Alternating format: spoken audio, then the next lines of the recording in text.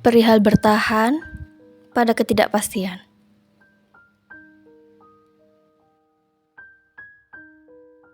Hai semua, bagaimana kabarnya hari ini?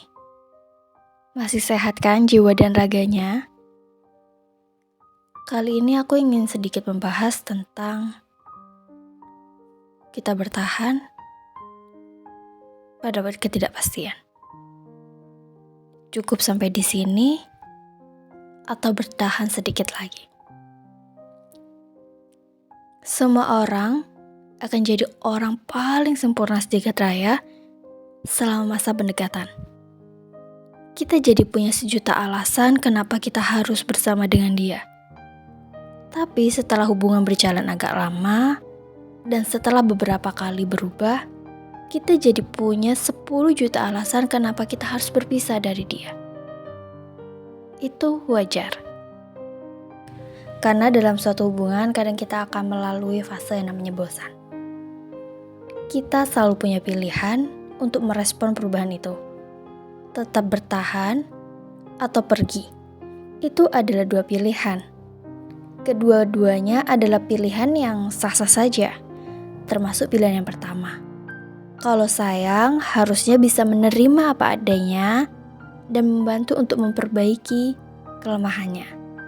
Namun di sisi lain, realistis kalau kita memutuskan untuk pergi karena kita merasa nggak bisa hidup selamanya dengan orang yang sikapnya nggak kita sukai, atau mungkin bertahan, memperjuangkan orang yang tidak memperjuangkan kita. Pernah nggak sih kamu merasa pasangan kamu berubah? Dari yang dulu begitu perhatian, sekarang jarang perhatian. Kamu merasa dia berubah, tapi sebenarnya bisa jadi bahwa mungkin sebenarnya tidak ada yang berubah. Ini hanyalah sikap asli dari pasangan yang baru muncul ke permukaan. Setelah mereka sampai pada titik ternyaman, ketika bersama dengan kamu, dia mulai menjadi dirinya sendiri karena merasa nyaman dengan kamu. Saking nyamannya, mereka nggak ragu buat menunjukkan siapa mereka yang sebenarnya. Seharusnya sisi inilah yang muncul pas pendekatan. Tapi kebanyakan orang tidak bisa nunjukin karena takut dibenci. Karena takut kamu gak mau deket sama dia.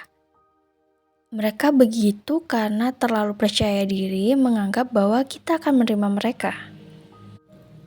Sebagai seorang manusia, kita harus memahami bahwa pasangan kita itu gak terlahir sempurna. Begitupun dengan kita. Kita bisa pergi kalau kita gak suka. Tapi kita akan selalu menemukan kekurangan yang gak kita suka dari pasangan kita yang selanjutnya, dan selanjutnya. Sampai kapan kita akan terus pergi? Sesempurna apakah kita hingga bisa begitu angkuh mencari kesempurnaan dalam diri setiap pasangan? Ada beberapa hal yang bisa kita toleransi dari seseorang itu. Tapi ada beberapa hal yang memang kita gak bisa nih hidup dengan orang yang seperti ini.